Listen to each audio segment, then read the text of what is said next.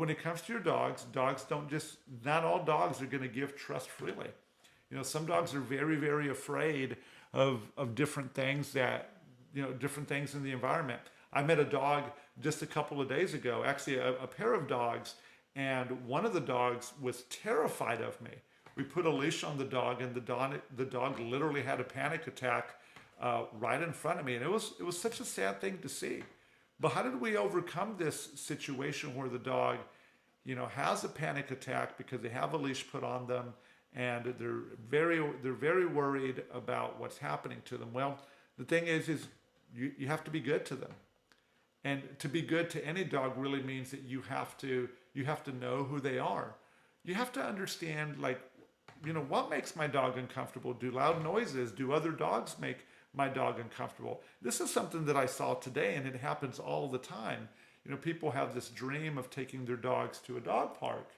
And for a lot of dogs, it's actually kind of a good thing. I'm not a big fan of it, but if it benefits the dog and it could benefit you in your relationship, well, why not use it? But some dogs really aren't meant for dog parks.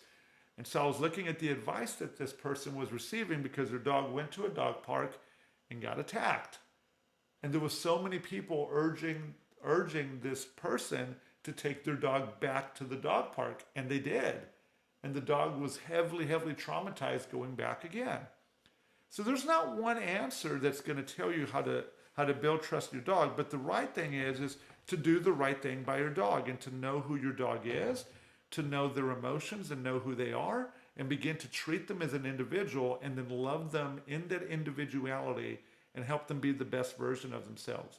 Some of the great things that you can do is you can hand feed your dog. You can play games with your dog. Maybe if you have a dog that doesn't eat particularly well and doesn't play particularly well, having a soft place for it to lie down and laying next to them and petting them is a good thing. But what's not good is not showing them any boundaries. When you have these really weak dogs that are afraid of everything and you don't put any boundaries up, how do you let them know where the safety begins and the stuff that they're afraid of ends? Every dog needs boundaries. So it's not a hard thing to earn the trust of a lot of dogs, but some dogs are more difficult. Staying patient, being merciful, being compassionate, and being clear are all recipes to be able to develop trust.